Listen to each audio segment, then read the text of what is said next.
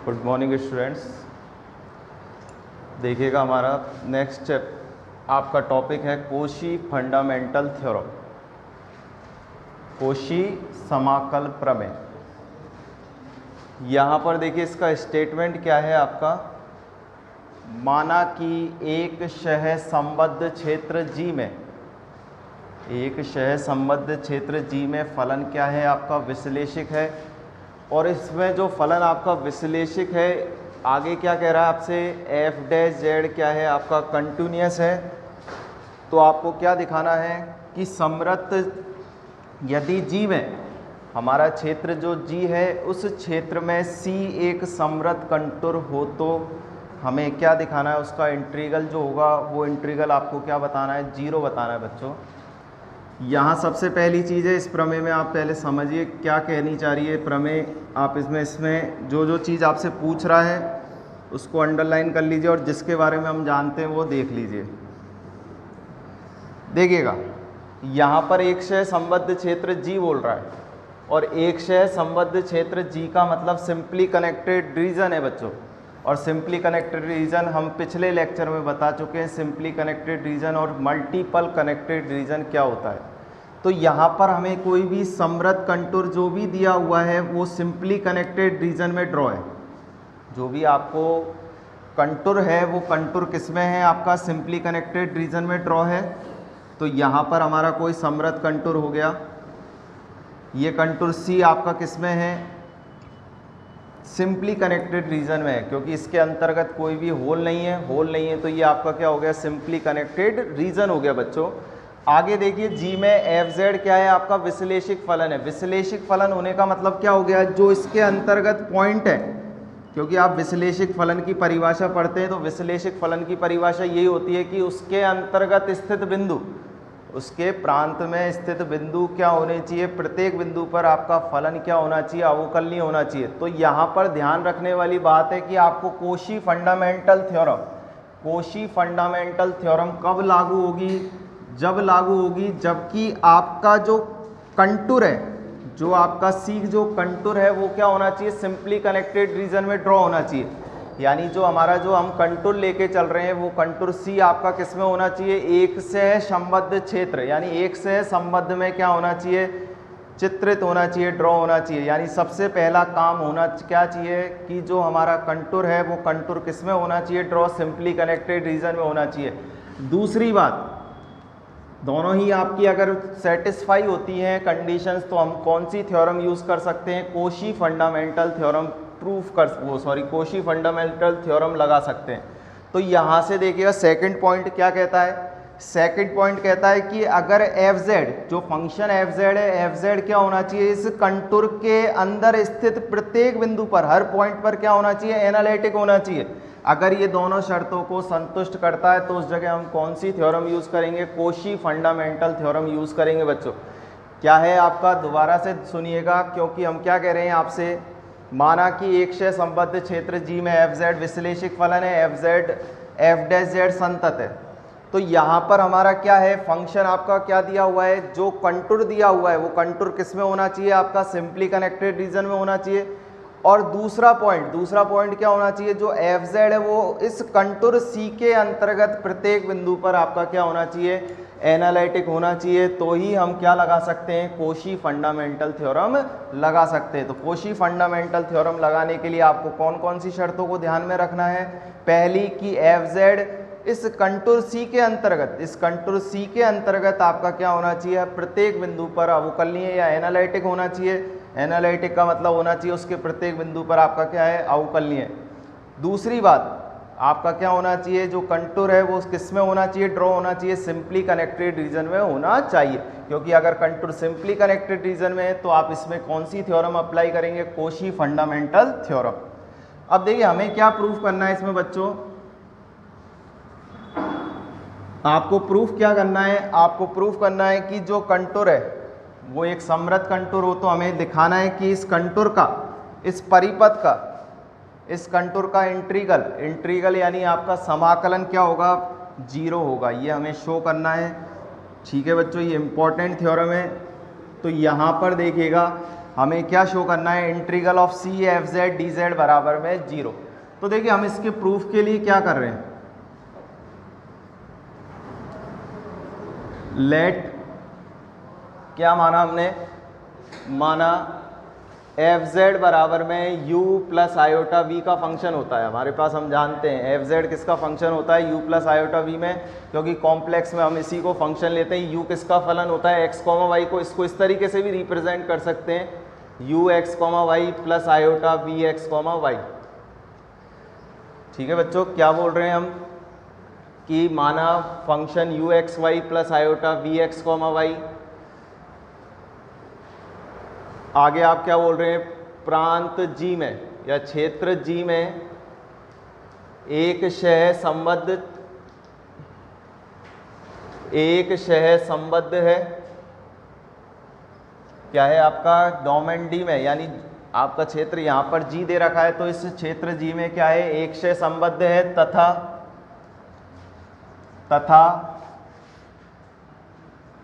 प्रांत जी के प्रत्येक बिंदु पर हम ये मान के चल रहे हैं बच्चों, क्या मान लिया, आपका फंक्शन है उस प्रांत जी में क्या है आपका, सिंपली कनेक्टेड दे रखा है और विश्लेषिक दे रखा है। तो इसका मीनिंग क्या हो गया, प्रांत जी के प्रत्येक बिंदु पर फलन क्या है आपका, जी के प्रत्येक बिंदु पर फलन एफ जेड क्या हो गया आपका, विश्लेषिक है यानी एनालिटिक है। यहां पर आपका फंक्शन क्या हो गया, विश्लेषिक हो गया बच्चों। अब देखिए हमने क्या लिया, हमने चूंकि एफ जेड बराबर में हमारे पास क्या है, यू प्लस आयोटा वी है। आपको देखिए विश्लेषिक आते ही आपके दिमाग में स्ट्राइक करना चाहिए, क्या स्ट्राइक करना चाहिए कि यहाँ पर सी आर इक्वेशंस को क्या करेगा, सेटिस्फाई करेगा, क्योंकि हम यूनिट फर्स्ट में पढ़ चुके हैं अगर फलन आपका विश्लेषिक है तो उस स्थिति में क्या करता है, वो सी आर इक्वेशंस को सेटिस्फाई करता है। तो यहाँ पर आपकी सी आर इक्वेशन सेटिस्फाई होगी बच्चों। यहाँ से देखिए एफ जेड बराबर में हमारे पास क्या है, यू प्लस आयोटा वी।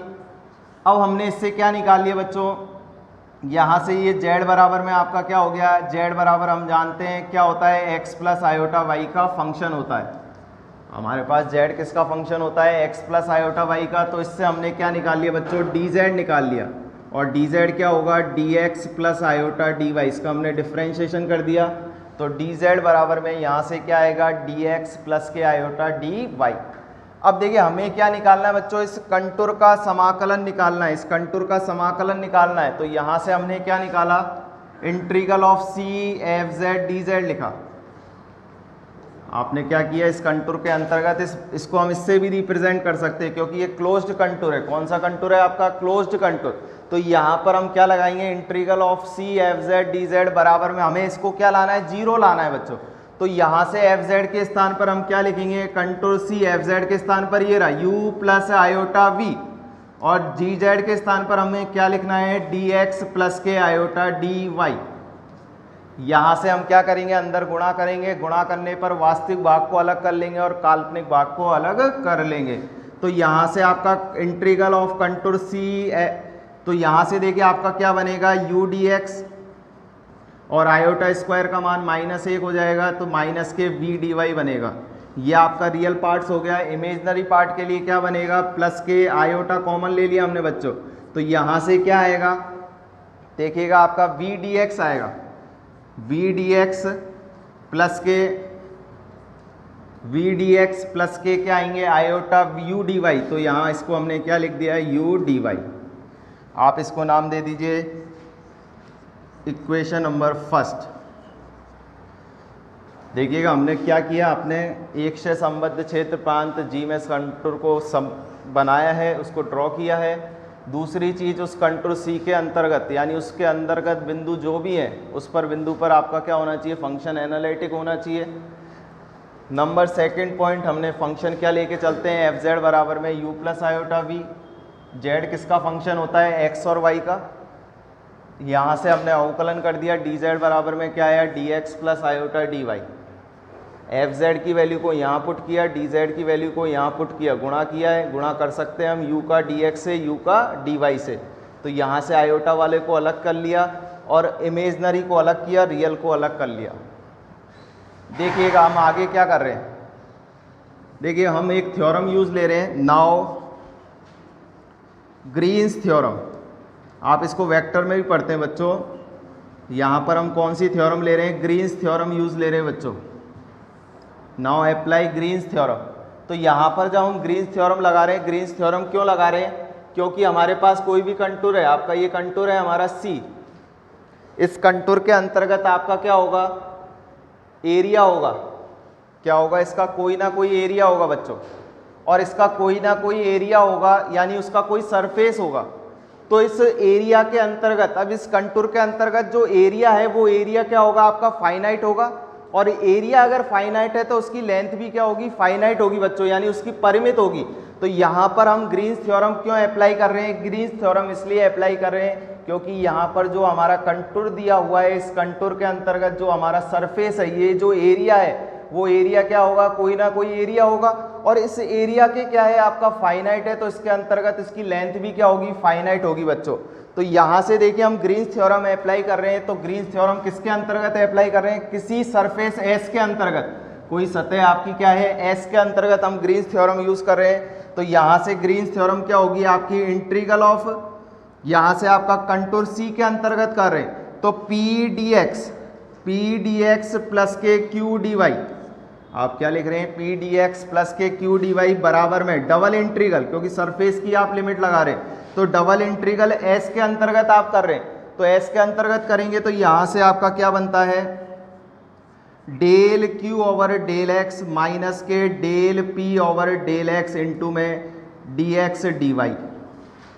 क्या बना? Del Q over del X minus के del P over del Y. ये आपका क्या बनता है? ग्रीन्स थ्योरम का फॉर्मूला है बच्चों। ये हमारा किसके अंतर्गत आता है? वेक्टर के अंतर्गत आता है। जब भी हम किसी सरफेस, किसी कंटूर के अंतर्गत क्षेत्रफल निकालेंगे, उस क्षेत्रफल के लिए हम क्या करेंगे? आपका एरिया को कवर्ड कर लेंगे, और उस एरिया का क्षेत्रफल फाइनाइट है तो उसकी लेंथ भी क्या हो जाएगी? फाइनाइट। तो हमने इस सरफेस के अंतर्गत आपकी क्या कर दी? उसको लिमिट लगा दी, del Q over del X minus के del P over del Y D X D Y. अब देखिए हम इस थ्योरम को अप्लाई कर रहे हैं किसमें? इक्वेशन नंबर फर्स्ट में। तो यहाँ से जब आप इक्वेशन नंबर फर्स्ट में कर रखते हैं तो क्या बनेगा? देखिएगा हम इक्वेशन फर्स्ट में जब इस थ्योरम को अप्लाई करते हैं तो देखिएगा ये रूप इस रूप में है। आपका क्या है? पी डी एक्स प्लस के क्यू डी वाई रूप है। आप पहले वाले को सॉल्व करेंगे तो पी डी एक्स प्लस के क्यू डी वाई वाला रूप है। तो यहाँ से हम क्या लिखेंगे? Integral of C F Z D Z बराबर में, देखिएगा इसकी कंपैरिजन कीजिए, तुलना कीजिए इससे। तो तुलना करते हैं तो P का मतलब क्या हो गया? U हो गया। Q का मतलब क्या हो गया? माइनस का B चिन्ह के साथ ले लिया। अब इस फॉर्मूले में आप रखते हैं तो यहाँ से क्या बनेगा? Double integral S del Q over del X। Q का मतलब क्या हो गया बच्चों? यहाँ पर माइनस के B हो गया। तो यहाँ पर क्या लिखेंगे? माइनस के del V over del X minus, बीच में आपका माइनस है, del P over del Y। Y का मतलब, P का मतलब क्या हो गया बच्चों? यहाँ पर U हो गया। तो यहाँ पर हम क्या रख रहे हैं? Del U over del Y into में आपका क्या आ गया? D X D Y. बीच में चिन्ह किसका है? प्लस का, बीच में आयोटा, डबल इंटीग्रल S। ये भी इस रूप से कंपैरिजन होगा क्योंकि dx प्लस के dy का रूप है। तो यहाँ पर P की वैल्यू क्या हो गई? V, Q की वैल्यू क्या हो गई? U। तो यहाँ पर जब हम डबल इंटीग्रल में रखेंगे, Q का मतलब क्या हो गया बच्चों? यहाँ पर U हो गया। तो यहाँ हम क्या रखेंगे? Del Q over del X minus P का मतलब क्या हो गया बच्चों? B हो गया। तो यहाँ पर आपका क्या आएगा? Del V over del Y और इनटू में आपका क्या आ जाएगा? dx dy। देखिएगा नेक्स्ट स्टेप में हम क्या कह रहे हैं? आपका फंक्शन एनालिटिक है, तो एनालिटिक है तो YCR इक्वेशन, हम कौन सी इक्वेशन अप्लाई कर रहे हैं? CR equation. और CR इक्वेशन क्या होती है? UX बराबर में क्या होता है? VY, यानी del U over del X. इसको इस तरीके से भी लिख सकते हैं, del U over del X बराबर में del V over del Y और del U over del Y is equal to minus के del V over del X. ये हम इस कोशी रीमान इक्वेशन को यहाँ पर अप्लाई करेंगे। तो यहाँ से देखिएगा बच्चों, del V over del X के स्थान पर हम क्या लिख सकते हैं? Del V over del X के स्थान पर क्या लिख सकते हैं? माइनस के del U over del Y। तो यहाँ माइनस माइनस प्लस हो जाएंगे, तो del U over del Y plus का del U over del Y minus का, दोनों क्या हो गए? कैंसिल। इसी प्रकार del U over del x plus का है और del V over del Y के स्थान पर हम क्या रख सकते हैं, del U over del X, तो दोनों कैंसिल हो गए, तो ये जीरो, तो इंटीग्रल कंटूर सी का अंतर्गत समाकलन हमारा क्या आ गया, 0 आ गया। हमें यही शो करना है बच्चों, integral of C F Z D Z बराबर में integral of double integral of S, इसके स्थान पर हम क्या रखेंगे, del V over del X के स्थान पर माइनस के del U over del Y, जो कि किसका हो जाएगा, प्लस का, तो del U over del Y minus के del U over del Y integral of D X D Y plus iota integral of S del U over del X minus के del U over del X, और into में क्या आ जाएगा, D X D Y, ये cancel, आपका integral of C F Z D Z हमारा क्या आ गया, 0 आ गया बच्चों। बस हमें ये ध्यान रखना है, ये थ्योरम कब अप्लाई होती है, जब अप्लाई होगी जबकि आपका कनेक्टेड जो क्षेत्र है वो क्षेत्र क्या होना चाहिए, सिंपली कनेक्टेड रीजन में होना चाहिए। दूसरी बात, इसके पॉइंट, इसके अंदर जो कंटूर सी है, सी के अंतर्गत आपके प्रत्येक बिंदु पर आपका क्या होना चाहिए, फलन विश्लेषक होना चाहिए। यह आपकी क्या कहलाती है, कोशी फंडामेंटल थ्योरम। देखिएगा आपकी नेक्स्ट थ्योरम क्या है, माना कि समृद्ध कंटूर सी में कई समृद्ध वक्र C1 स्थित है, कोई समृद्ध वक्र आपका C1 स्थित है।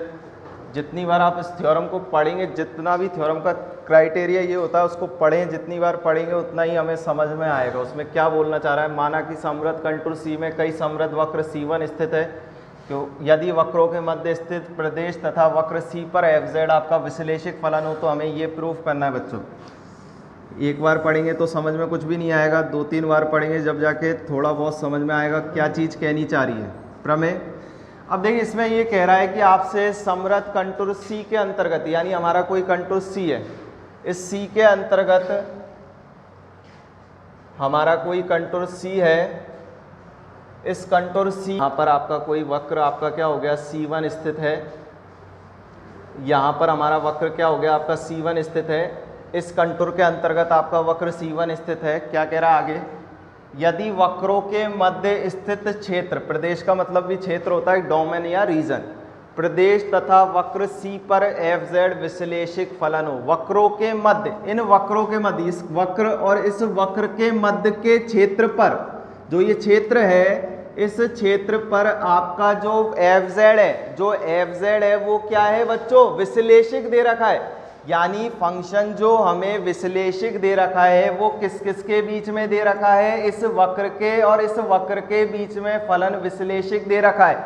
और अगर फलन हमें इस वक्र के बीच में विश्लेषक दे रखा है तो हमें क्या पूछ रहा है कि इसका इंटीग्रल और इसका इंटीग्रल दोनों क्या आने चाहिए, आपके इक्वल आने चाहिए।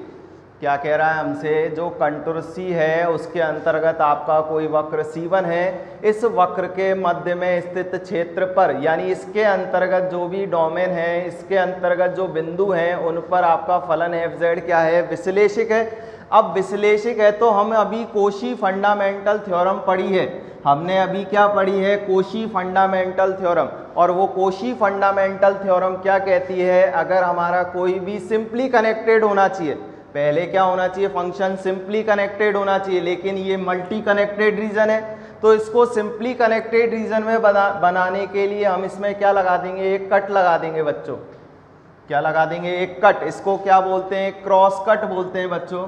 अब देखिए इसकी बात तो हम बाद में करेंगे, सबसे पहली चीज आपका पहला पॉइंट क्या है, कोशी फंडामेंटल थ्योरम क्या कहती है कि कोशी फंडामेंटल थ्योरम कहती है कि एफ जेड क्या होना चाहिए, इस डोमेन डी के या डोमेन जी, कुछ भी बोल सकते हैं, इस डोमेन डी के प्रत्येक बिंदु पर आपका विश्लेषक होना चाहिए। यानी क्या होना चाहिए, कंटूर होना चाहिए, बंद कंटूर। लेकिन यहाँ पर ऐसा कोई भी बंद कंटूर नहीं दिख रहा है जिसके अंतर्गत हम क्या कह सकें कि जो इंटीग्रल होगा वो इंटीग्रल का मान इसके इंटीग्रल के बराबर आएगा, क्योंकि इसके अंतर्गत आपके बिंदु जो हैं वो एफ जेड जो है वो एनालिटिक नहीं है और वो इसके अंतर्गत एनालिटिक है।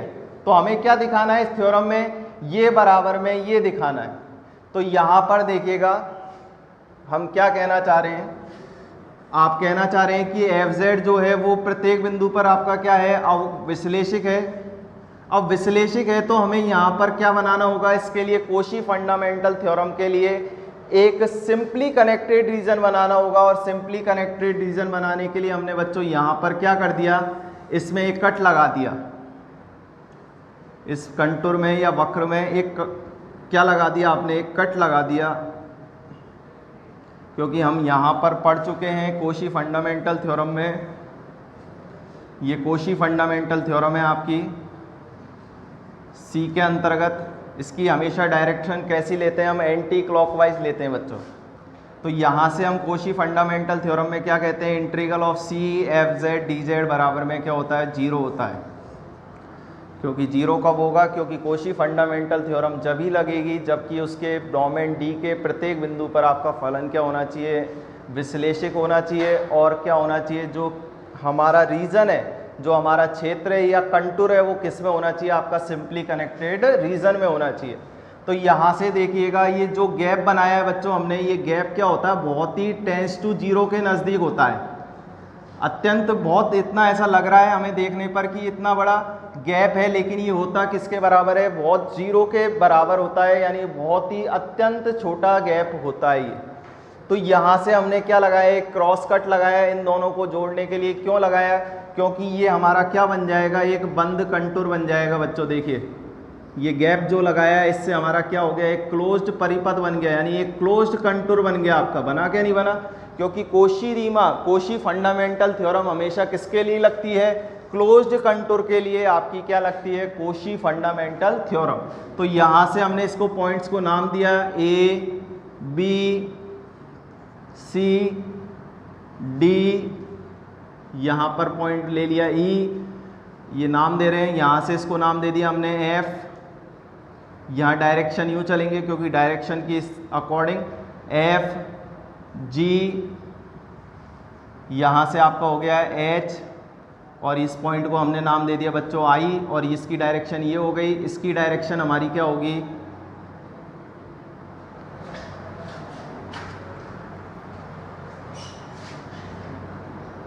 एक तो हो गया अपवर्ड होगी डायरेक्शन, इसकी डायरेक्शन कैसे होगी, डाउनवर्ड होगी डायरेक्शन। कैसी होगी इसकी डायरेक्शन, डाउनवर्ड, नीचे की ओर। यहां से इसकी डायरेक्शन क्या हो गई, ये। ठीक है बच्चों, क्या किया हमने, दोबारा से सुनिएगा। हमारा कोई कर्व था, इस कर्व के बीच में आपका फंक्शन एनालिटिक था, एनालिटिक था, तो हमें क्या दिखाना है कि ये कोशी फंडामेंटल थ्योरम से कि ये कंटूर और ये कंटूर का समाकल क्या होना चाहिए, आपका बराबर होना चाहिए। क्योंकि ये थ्योरम्स का अप्लाई, ये तो एक एक आपकी थ्योरम्स है, इनका अप्लाई हम आगे करेंगे, ये कैसे यूज़ होती है इनको देखिएगा। हमने क्या किया, यहाँ पर एक वक्र लिया, इसको क्रॉस कट लगा दिया। क्रॉस कट क्यों लगाया है, क्योंकि हमें इसे किस में ड्रॉ करना है, सिंपली कनेक्टेड रीजन में ड्रॉ करना है। और सिंपली कनेक्टेड रीजन में ड्रॉ करने के बाद अब ये क्या बन गया, हमारे पास क्लोज्ड पथ बन गया, यानी क्लोज्ड कंटूर बन गया। अब क्लोज्ड कंटूर के अंतर्गत हमें समाकलन क्या दिखाना है, इसका समाकलन इसके बराबर दिखाना है। तो हमने क्या किया, लेट, चूंकि इंटीग्रल ऑफ, अब देखिए बच्चों इंटीग्रल किसका करना है हमें, A B C D E F G H I A, क्योंकि पूरे कंटूर का करना है हमें इंटीग्रल। इंटीग्रल का मतलब यहाँ पर सी है पूरा परिपथ, तो यहाँ पर पूरा परिपथ क्या है, A B C D E F G H I A. जैसे हम समाकलन में करते हैं क्या नहीं करते हैं, समाकलन का मीनिंग क्या होता है, प्रत्येक बिंदु का समाकलन होता है। ये समाकलन ही है, यानी जितने छोटे छोटे बिंदु हैं उनका सभी का क्या ले लिया हमने, समाकलन ले लिया। तो यहाँ पर प्रत्येक बिंदु का हमने क्या कर दिया, इंटीग्रेशन कर दिया, A B C D E F G H I A, क्योंकि जहां से स्टार्ट किया वहीं पर हमने खत्म कर दिया। तो ये क्या हो गया, क्लोज्ड कंटूर सी हो गया क्या नहीं हो गया। तो यहां से ये आपका सी हो गया है। और integral of F Z D Z हमें किसका करना है, एफ जेड का, क्योंकि एफ जेड आपका फंक्शन दिया हुआ है। अब देखिए हम आगे क्या कर रहे हैं,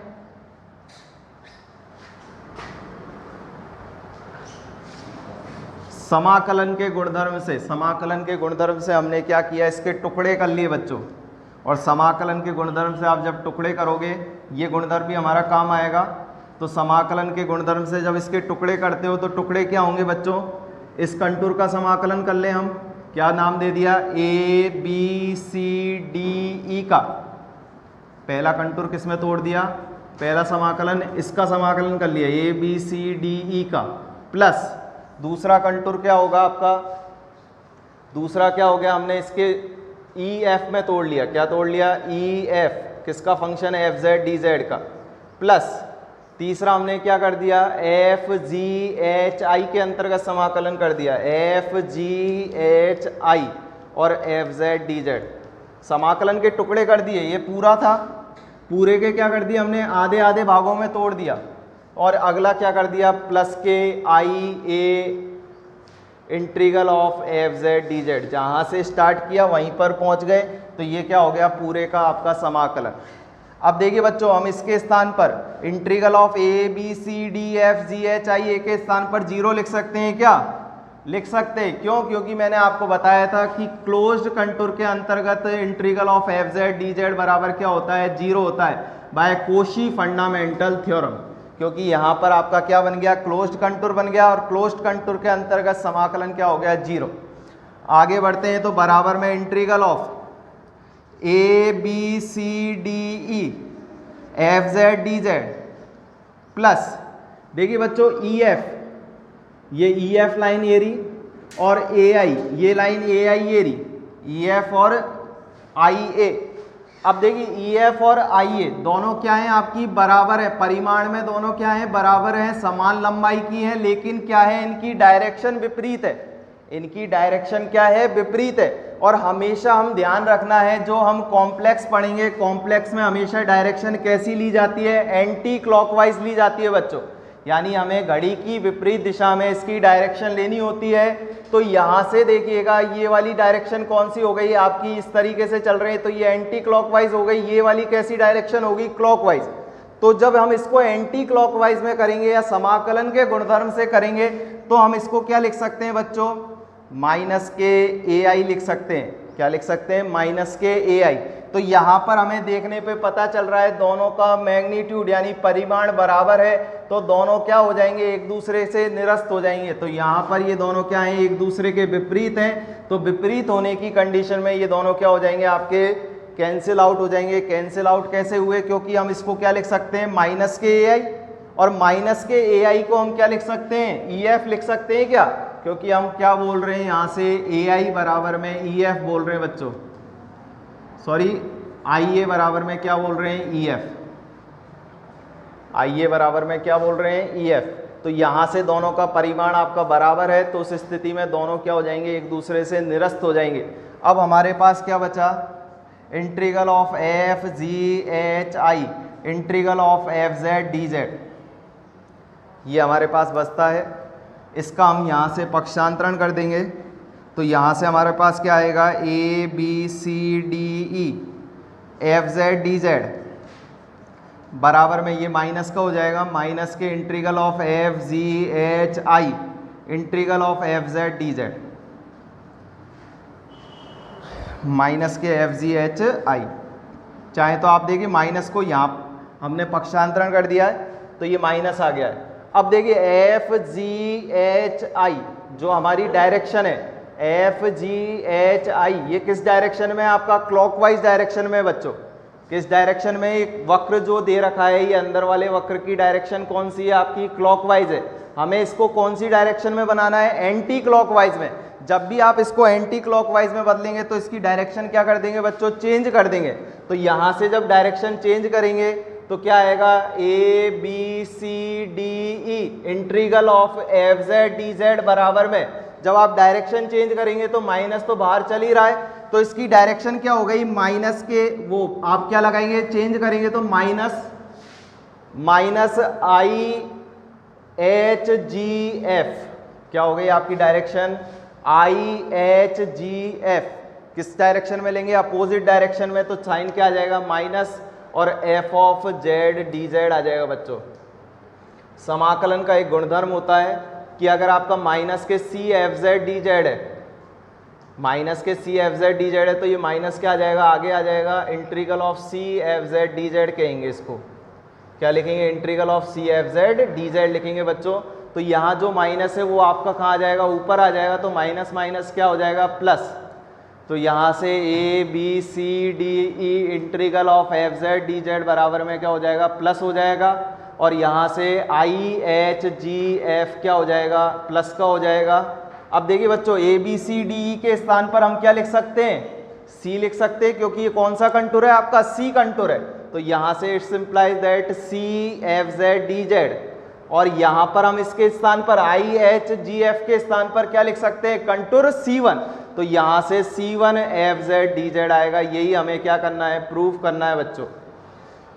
क्या प्रूफ किया हमने, अगर कोई आपका एक वक्र है सी के अंतर्गत, बच्चों ये जरूरी नहीं कि एक ही वक्र हो, एक से अधिक वक्र भी मिलेंगे आपको, 2 भी हो सकते हैं, 3 भी हो सकते हैं, n भी वक्र हो सकते हैं। तो एक से अधिक वक्र होंगे तो वहां पर क्या आ जाएगा, प्लस का C2, अगला इंटीग्रल जुड़ जाएगा, जोड़ ही तो है इन सभी का वक्रों का। तो यहाँ पर एक समाकलन का गुणधर्म हो गया। क्या हो गया आपका, अगर इसके अंतर्गत कोई वक्र है और उस वक्र को हम क्या कर दें, क्रॉस कट लगा के जोड़ दें, और उस पूरे रीजन का हम क्या लें, आपका कंटूर सी के अंतर्गत समाकलन करें, तो ये 0 होगा। और उसको हमने क्या कर दिया, टुकड़े करके अन्य समाकलनों के रूप में लिख दिया। यहाँ से ये दोनों कैंसिल क्यों हुए, क्योंकि इनका मैग्नीट्यूड बराबर है, परिमाण बराबर है, लेकिन दिशा क्या है, विपरीत है। और दिशा विपरीत है तो दोनों क्या हो जाएंगे, कैंसिल। यहाँ से हमने इसका पक्षांतरण कर दिया, ये नेगेटिव हो गया। इसकी डायरेक्शन कैसी है डायग्राम में, क्लॉकवाइज। हमेशा कंटूर की डायग्राम, हमेशा कंटूर की जो भी बोल ही रहा है आपसे कि समाकलन वक्रों के अंदिश दिशा कैसी ली जाती है, वामाव्रत, यानी एंटी क्लॉकवाइज ली जाती है। तो एंटी क्लॉकवाइज लेने के लिए हम इसका साइन क्या हो जाएगा, चेंज हो जाएगा, माइनस हो जाएगा, और माइनस माइनस प्लस। तो यहाँ से ये हो जाएगा, एक रिजल्ट लिख सकते हैं, चूंकि यदि एक से अधिक वक्र हो, यदि एक से अधिक वक्र हो, एक से अधिक वक्र हो, तो उसके लिए कंटूर का समाकलन से अधिक वक्र हो, तो यहाँ से हम क्या बोल सकते हैं, integral of C F Z D Z. यदि कंटूर के अंतर्गत आप लिख सकते हैं, यदि कंटूर सी के अंतर्गत एक से अधिक वक्र कौन कौन से हो, C1, C2, C3, dash dash dash Cn हो, तो एक व्यापक रिजल्ट हो गया।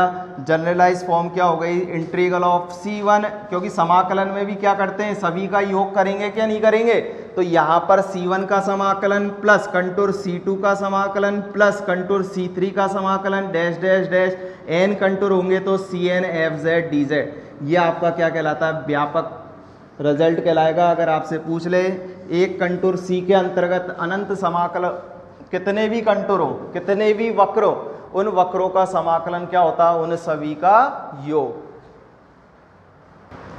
देखिए बच्चों, नेक्स्ट थ्योरम है आपकी, यदि एक से संबद्ध क्षेत्र जी में एफ जेड आपका क्या हो, विश्लेषिक हो, तो अनिश्चित समाकलन, आपको कोई भी अनिश्चित समाकलन हमारा क्या है, integral of Z0 to Z F Z D Z, Z में बिंदुओं Z0 एवं जेड को मिलाने वाले पथ से स्वतंत्र होना चाहिए। ये आपसे कह रहा है, यानी हमारा क्या कहना चाह रहा है, इसका जब हम प्रूफ करेंगे तो इसके लिए हमने क्या देखा, सबसे पहली चीज़, एक संबद्ध क्षेत्र जी में आपका एफ जेड क्या होना चाहिए, विश्लेषिक होना चाहिए।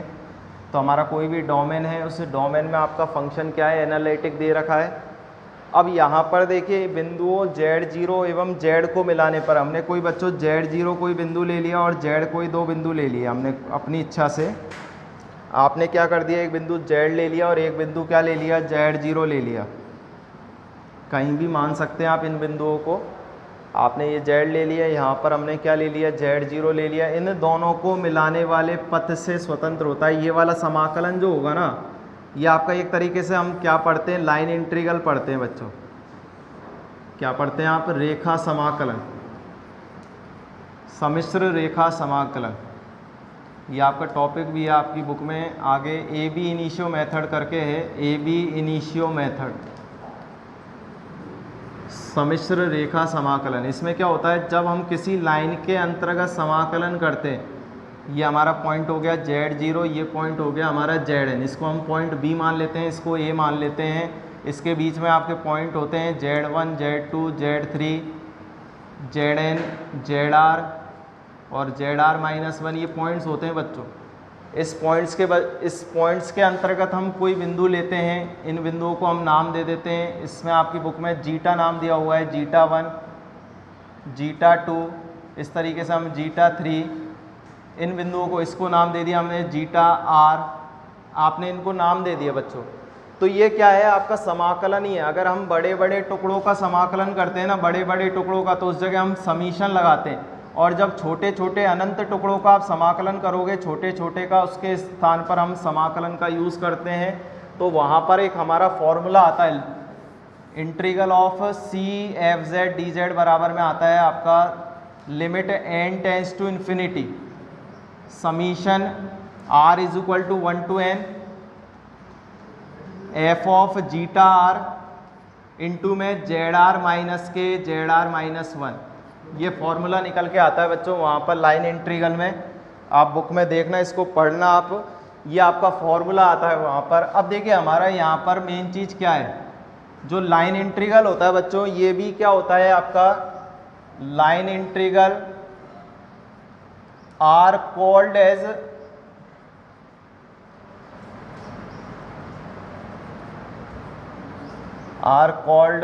पथ या कंटूर।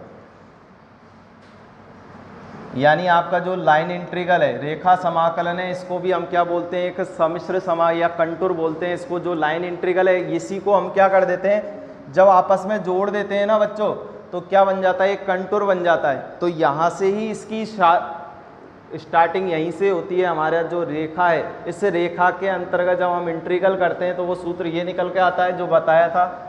जब हम इनके दोनों एंड्स पॉइंट्स को, दोनों अंतिम बिंदु, प्रारंभिक सिरे और अंतिम बिंदु को आपस में मिला देते हैं, तो उससे क्या बन जाता है, हमारा कंटूर बन जाता है बच्चों। तो यहाँ से देखिएगा क्या बना हमारा, आपसे कह रहा है कि z एवं z0 को मिलाने, इस प्रमेय पे आते हैं वापस, z एवं z0 को मिलाने वाले पथ से स्वतंत्र होता है। तो हमने इसको इधर से मिला दिया, z और z0 को एक मिलाने का रास्ता ये हो गया। इस रास्ते को हमने नाम दे दिया, इस रास्ते को C1 नाम दे दिया बच्चों। z से z0 को मिलाने वाले रास्ते को हमने क्या नाम दे दिया, C1। यहाँ से इसको दूसरा रास्ता क्या हो गया आपका C2, दूसरे रास्ते को हमने क्या नाम दे दिया, आपका C2 नाम दे दिया। देखिएगा यहाँ से हमने इसको नाम दे दिया आपका, देखिएगा ये C1 हो गया रास्ता, ये C2 हो गया। अब हम क्या कह रहे हैं, इन दोनों को मिलाने वाले बिंदुओं पर पथ स्वतंत्र होता है, और यहाँ पर आपका कौन सा कनेक्टेड हो गया, सिंपली कनेक्टेड रीजन बन गया ये। अब सिंपली कनेक्टेड रीजन में आपका FZ क्या हो गया, प्रत्येक बिंदु पर विश्लेषक हो गया। अब हमें क्या दिखाना है यहाँ पर, पहले इन दोनों कंटूरों को, यानी C1 और C2 को, दोनों को क्या बताना है, आपको बराबर बताना है, जो कि अभी हम थोड़ी देर पहले एक प्रमेय में बता चुके हैं। यहाँ पर दोनों लाइन इंटीग्रल्स को बराबर बताना है। वहाँ पर हमने क्या बताया था, जिस कंटूर C के अंतर्गत एक कंटूर है या एक वक्र है, उन दोनों का समाकलन का मान क्या होता है, बराबर होता है। इसी प्रकार इस लाइन का इंटीग्रल, इस लाइन का इंटीग्रल और इस लाइन का इंटीग्रल दोनों हमें क्या बताने बच्चों, बराबर बताने, क्योंकि इससे बनने वाला जो वक्र बन रहा है वो एक क्या बन रहा है, कंटूर बन रहा है। तो हमने क्या किया बच्चों, देखिएगा हम क्या बोल रहे हैं, माना Z0 और Z दोनों क्या हैं आपके, एक फिक्स्ड पॉइंट ले लिया हमने, कोई भी आपने दो फिक्स्ड पॉइंट ले लिए। इन फिक्स्ड पॉइंट के अंतर्गत आप क्या बोल रहे हैं कि जो G है, कोई क्षेत्र G है, उसमें आपका क्या है, कोई दूसरा बिंदु Z है, एक बिंदु तो आपका क्या हो गया Z0, जिसको हमने फिक्स्ड मान लिया, ये Z0 आपका फिक्स्ड पॉइंट है। और इस क्षेत्र G में हमने कोई दूसरा पॉइंट क्या मान लिया, अनदर पॉइंट आपका Z है। आपका दूसरा पॉइंट क्या हो गया, आपका Z है, Z0 हमारा फिक्स हो गया, Z हमने कोई दूसरा पॉइंट कहीं भी मान लिया। अब इन दोनों को आपस में आप जब मिलाते हैं, एक को हमने Z0 को Z से मिलाया, ठीक है बच्चों, तो यहाँ से हमारा आपका क्या आ रहा है, Z0 को Z से मिला देते हैं, क्योंकि हमारा यहाँ पर Z0 आपका फिक्स्ड पॉइंट है, तो Z0 को Z से मिला रहे हैं। और यहाँ से Z को Z0 से जब मिलाएंगे तो इसकी डायरेक्शन क्या हो जाएगी, ये हो जाएगी। इस तरीके से हमारा क्या हो जाएगा, क्लोज्ड परिपथ बन जाएगा बच्चों। तो यहाँ से देखिएगा, यहाँ से हमने क्या किया, आपने Z0 को ही Z से मिलाना है, तो यहाँ से इसकी डायरेक्शन क्या हो जाएगी, एंटी क्लॉकवाइज।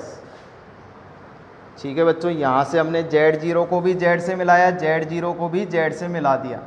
अब देखिए आगे हम क्या बोल रहे हैं, प्राप्त हो गए, Z0 से भी Z को मिलाया, Z0 से भी Z को मिलाया, तो इन दोनों रेखा समाकलन का मान हमें क्या बताना है, बराबर बताना है। तो यहाँ से देखिए आपस में मिलाने पर एक कंटूर बन गया। क्या किया हमने, ये आपका पॉइंट था, यहाँ पर आपका Z0 फिक्स्ड था, Z आपका कोई बिंदु था, इन दोनों बिंदुओं को आपस में मिलाया आपने, तो आपस में मिलाने पर Z0 को Z से मिलाया और यहाँ से Z0 को किससे मिलाया, Z से मिलाया, तो यहाँ पर एक क्लोज्ड कंटूर बन गया। इस कंटूर को हमने नाम क्या दे दिया, गामा दे दिया। ये तो लाइन C1 हो गई, ये लाइन C2 हो गई, इससे जो क्लोज्ड परिपथ बना उसको हमने क्या नाम दे दिया, गामा दे दिया।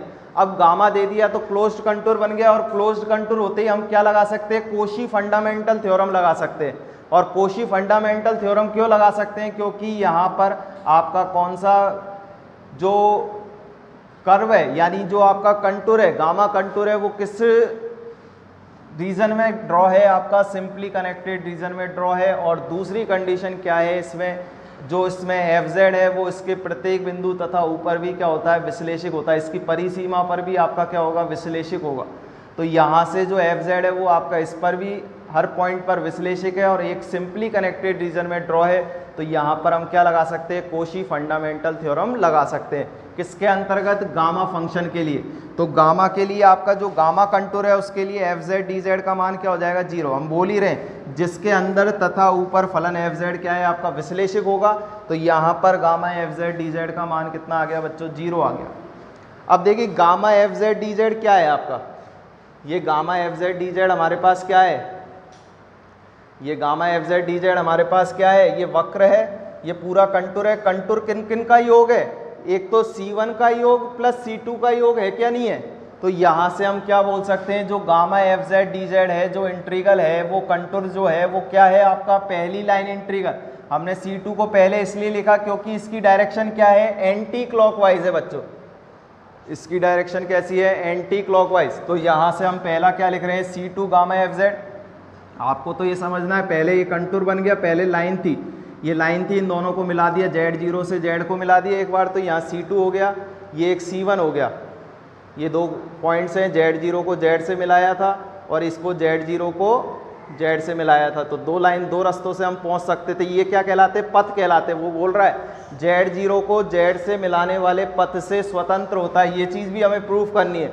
तो यहाँ से हमने क्या किया, इसको जब मिला दिया तो ये कंटूर बन गया, उस कंटूर को नाम हमने क्या दे दिया, गामा नाम दे दिया। और उस गामा के अंतर्गत कोशी फंडामेंटल थ्योरम लगाई और कोशी फंडामेंटल थ्योरम से इसका मान 0 हो गया।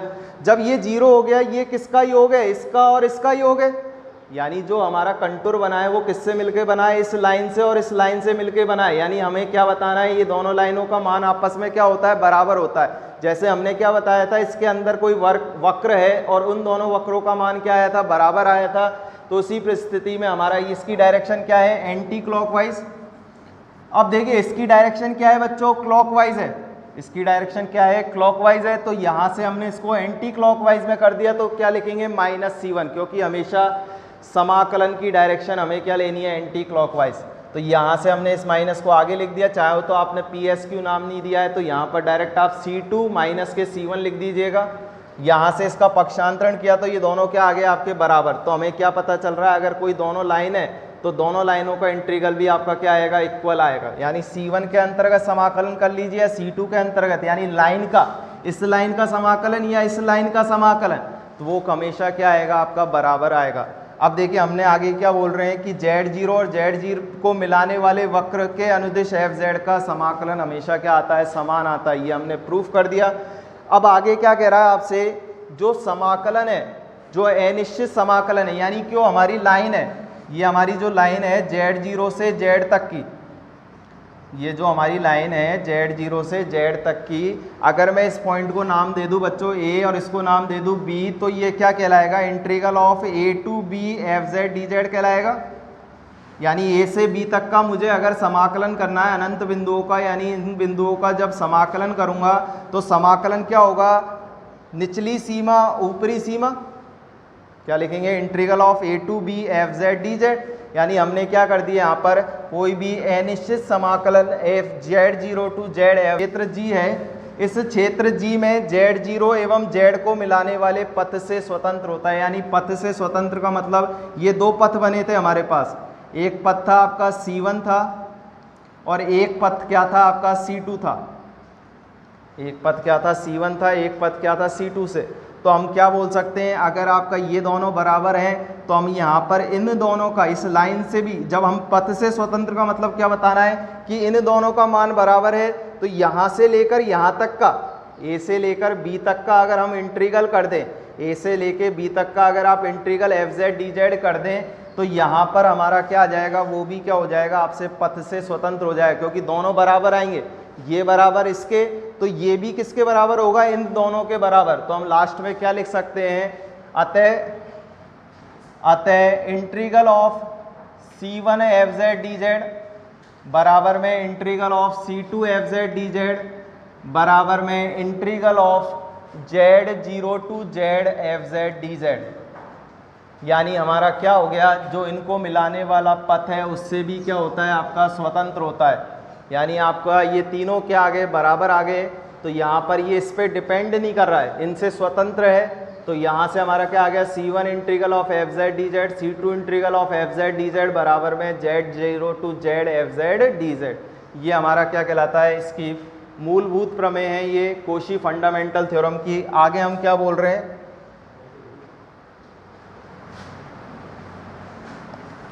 अगर हम इसमें क्या करें बच्चों, जो हमारा ये फलन दे रखा है Z0 टू Z में, इसमें निचली सीमा तो क्या है आपकी, स्थिर रहेगी, निचली सीमा आपकी क्या रहेगी, स्थिर। और ऊपरी सीमा में अगर आप परिवर्तन करते हैं, अगर आप ऊपरी सीमा में परिवर्तन करते हैं तो एक नया फंक्शन नाम आएगा, उसको ध्यान में रखना है आपको, उसको बोलते हैं जीटा।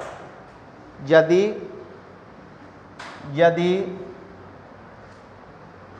Z0 यदि समाकलन की निम्न सीमा, यदि समाकलन की निम्न सीमा Z0 को स्थिर, Z0 को स्थिर रखा जाए तथा ऊपरी सीमा Z में परिवर्तन किया जाए, Z में परिवर्तन किया जाए, ऊपरी सीमा Z में परिवर्तन किया जाए, तो हमें एक मानी